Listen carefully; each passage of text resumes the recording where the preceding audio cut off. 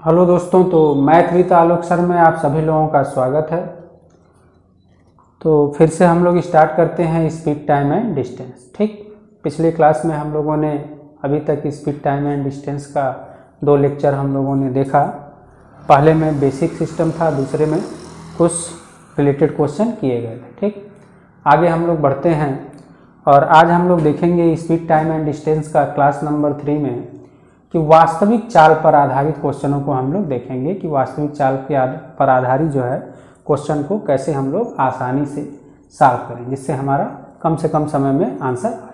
ठीक, तो आप लोगों से अनुरोध है कि अगर चैनल को आप लोग लाइक और सब्सक्राइब न किए हों तो प्लीज़ लाइक और सब्सक्राइब जरूर कर दीजिए। ठीक, धन्यवाद। आगे बढ़ते हैं हम लोग। तो अगला क्वेश्चन हमारा ये है कि एक व्यक्ति अपनी वास्तविक चाल का या सामान्य चाल का 3/4 चाल से चलते हुए अपने कार्यालय पर निश्चित समय से 20 मिनट की देरी से पहुंचता है। एक व्यक्ति अपनी वास्तविक चाल का 3/4 चाल से चलते हुए अपने कार्यालय पर 20 मिनट की देरी से पहुंचता है।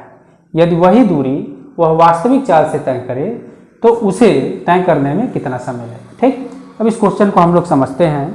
यानी ये हमारा जो पार्ट है वह वास्तविक चाल पर आधारित है। ठीक, तो अब जैसे देखा जाए कि मान लो ये कोई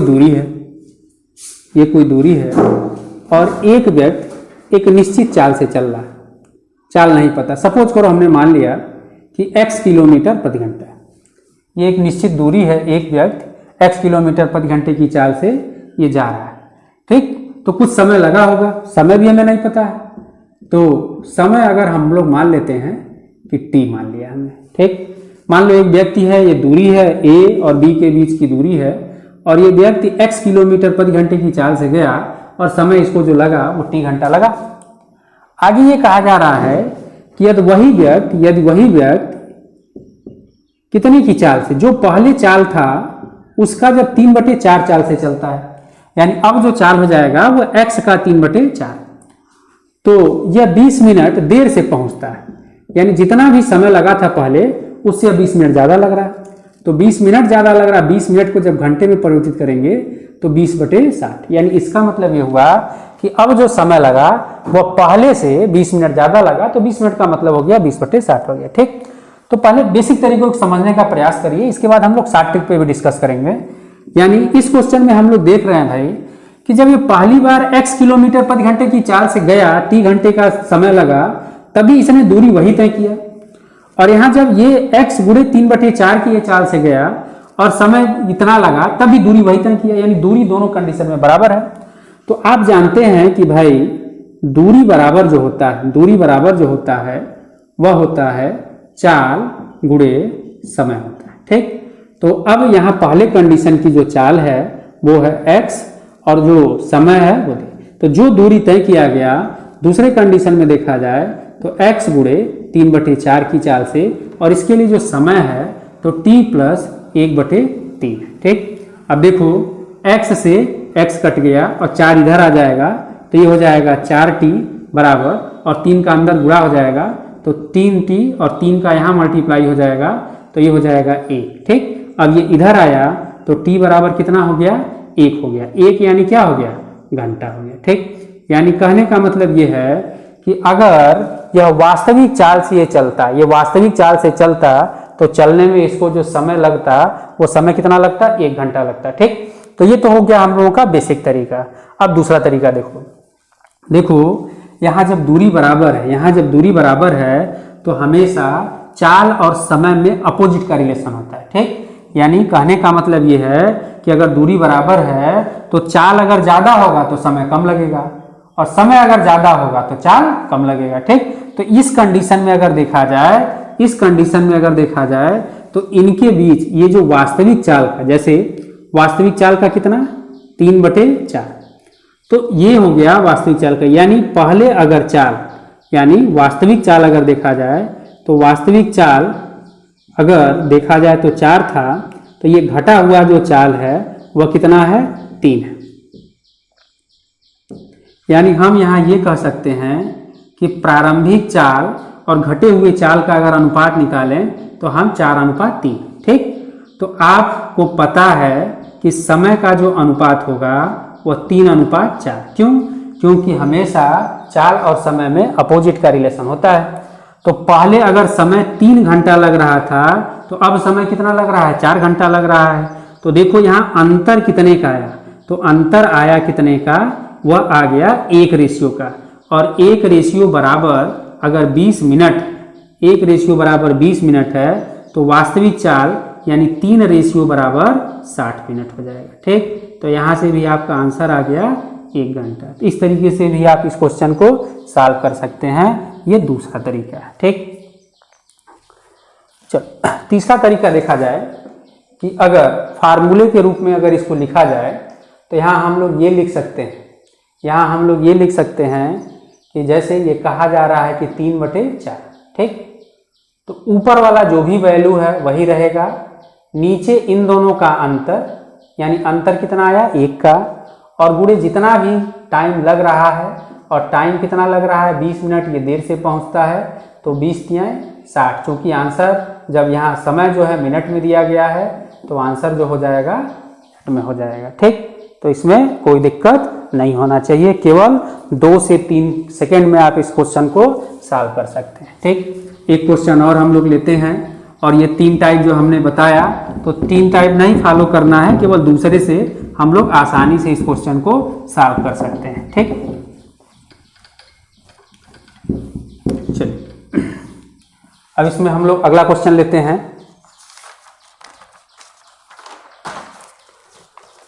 अगला क्वेश्चन ये है कि अपनी सामान्य चाल की तुलना में उसकी चाल 6/7 गति से चलने पर एक व्यक्ति 25 मिनट की देरी से पहुंचता है। अपनी सामान्य चाल की तुलना में 6/7 चाल से चलने पर एक व्यक्ति 25 मिनट की देरी से पहुंचता है। 25 मिनट की देरी से पहुंचता है।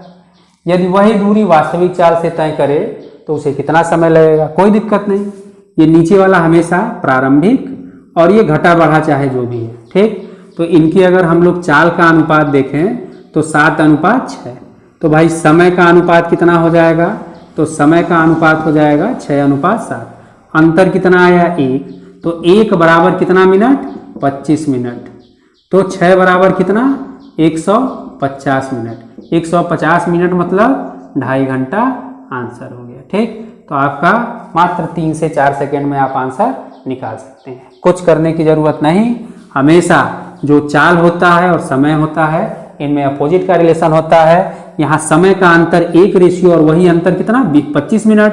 तो 6 रेशियो बराबर 150। ठीक, अगर पूछा जाए कि बढ़ा हुआ समय कुल कितना लगा तो भाई देखो ये कितना रेशियो है? 7। तो उस कंडीशन में जो आंसर हो जाता तो क्या हो जाता? 7 × 25 और 25 × 7 यानी आंसर 175 मिनट हो जाता है। ठीक, यानी इस तरीके से अगर देखा जाए तो यहाँ 25 मिनट और जोड़ दिया जाता तो 30 और 25 यानी 55, तो आंसर हो जाता 2 घंटा 55 मिनट हो जाता। अगर ये पूछा जाता कि बढ़ा हुआ समय ज्ञात करो यानी सेकेंड कंडीशन में कितना समय लगा, तब हमारा आंसर इतना हो जाता। ठीक, चलिए अगला क्वेश्चन हम लोग देखते हैं। जब एक रेलगाड़ी की चाल 20% बढ़ती है, जब एक रेलगाड़ी की चाल 20% बढ़ती है तो वह सामान्य दूरी तय करने में 20 मिनट कम समय लेती है। जब एक रेलगाड़ी की चाल 20% बढ़ती है तो समान दूरी तय करने में 20 मिनट कम समय लेती है। उसकी वास्तविक चाल से उस दूरी को तय करने में कितना समय लगेगा? ठीक, अब देखो भाई पहले चाल कितना 100, कितना परसेंट बढ़ा 20, तो कितना हो गया 120। तो अनुपात कितना आ गया 5:6 आ गया। ठीक, तो अब बताओ समय का अनुपात क्या हो जाएगा? समय का अनुपात 6:5 यानी पहले अगर 6 रेशियो तो अब 5 रेशियो। क्यों? क्योंकि चाल बढ़ गया है। तो अंतर कितने का है? 1। तो 1 बराबर कितना मिनट? 20 मिनट। तो 6 बराबर कितना? 120 मिनट, और 120 मिनट का मतलब 2 घंटा। अगर वह ट्रेन अपनी वास्तविक चाल से अगर चले तो उस कंडीशन में वो दूरी तय करने में उसको कितना टाइम लग जाएगा? 2 घंटे का समय लग जाएगा। ठीक, चलिए अगला क्वेश्चन। एक रेलगाड़ी अपनी सामान्य गति की, एक रेलगाड़ी अपनी सामान्य गति की 7/11 चाल से, एक रेलगाड़ी अपनी सामान्य गति की 7/11 चाल से चलकर किसी स्थान पर 22 घंटे में पहुंचती है। 7/11 चाल से चलकर किसी निश्चित स्थान पर 22 घंटे में ये पहुंचती है।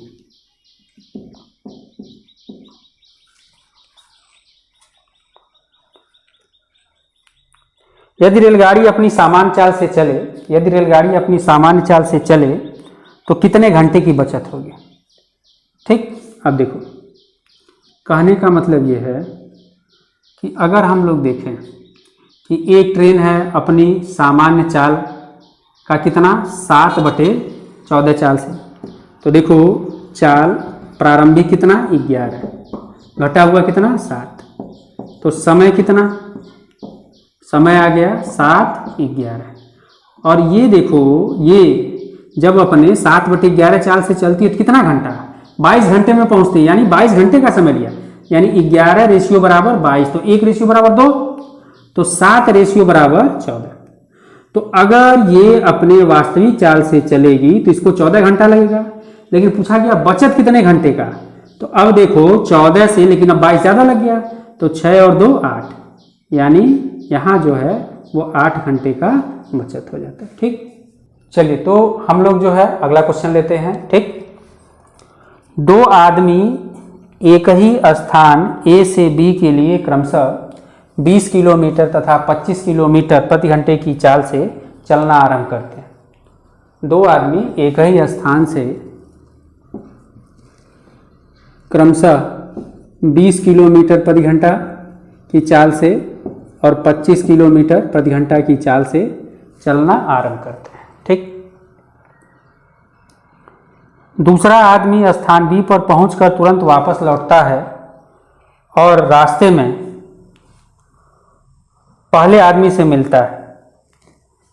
यदि A और B के बीच की दूरी 90 किलोमीटर हो, यदि A और B के बीच की दूरी 90 किलोमीटर हो तो कितने समय बाद मिले, तो कितने समय बाद मिले। ठीक, अब इस क्वेश्चन को हम लोग समझते हैं।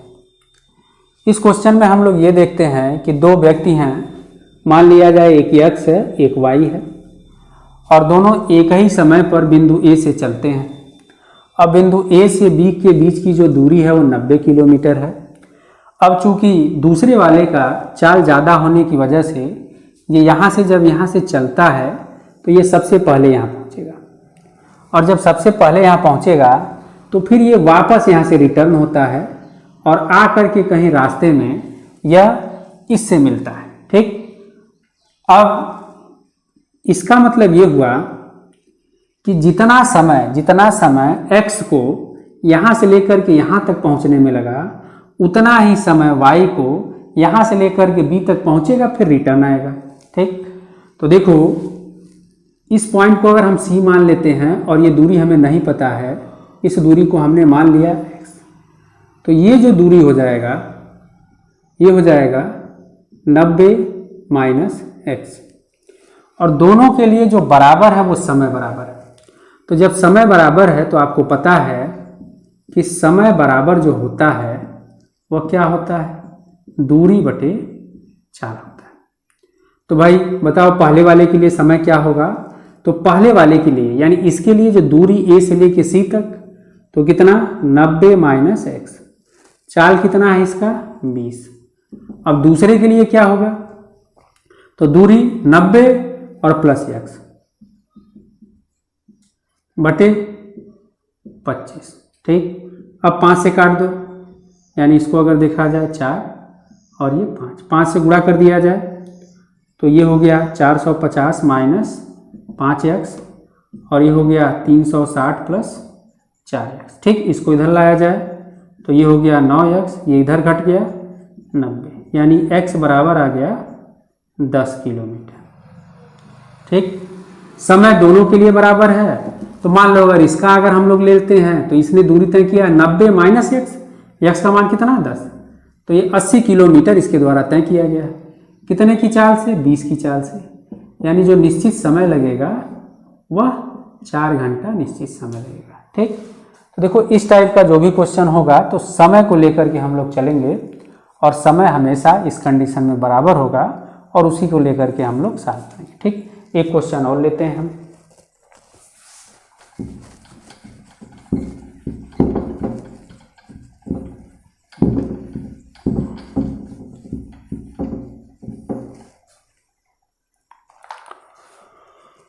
रवि तथा अजय एक साथ एक स्थान ए से 60 किलोमीटर की दूरी पर स्थित बी के लिए रवाना होते हैं।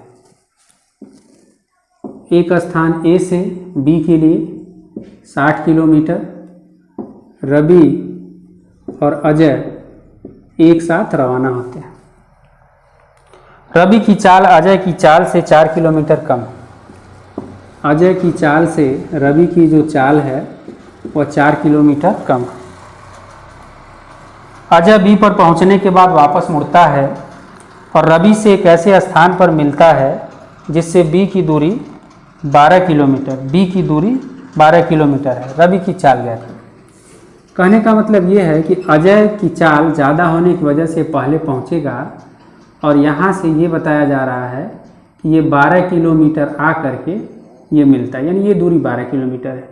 तो ये तो यहाँ से यहाँ तक अगर 60 किलोमीटर था तो 12 कम हो गया, यानी ये दूरी जो बचा वह 48 किलोमीटर बच गया। ठीक, तो भाई देखो रवि के द्वारा अगर हम दूरी देखें कि कितना चला गया तो रवि के द्वारा ए से सी तक की दूरी कितना है, 48 है, और कितने की चाल से, यानी x - 4 की चाल से। ठीक, बराबर इनके द्वारा यानी 60 यहाँ तक पहुँचे और 12 यानी 72, और कितने की चाल से, x की चाल से। ठीक, अब देखा जाए तो 24 दूना 48 और 24 तियाँ 72, यानी ये हो गया 2x बराबर 3x - 12।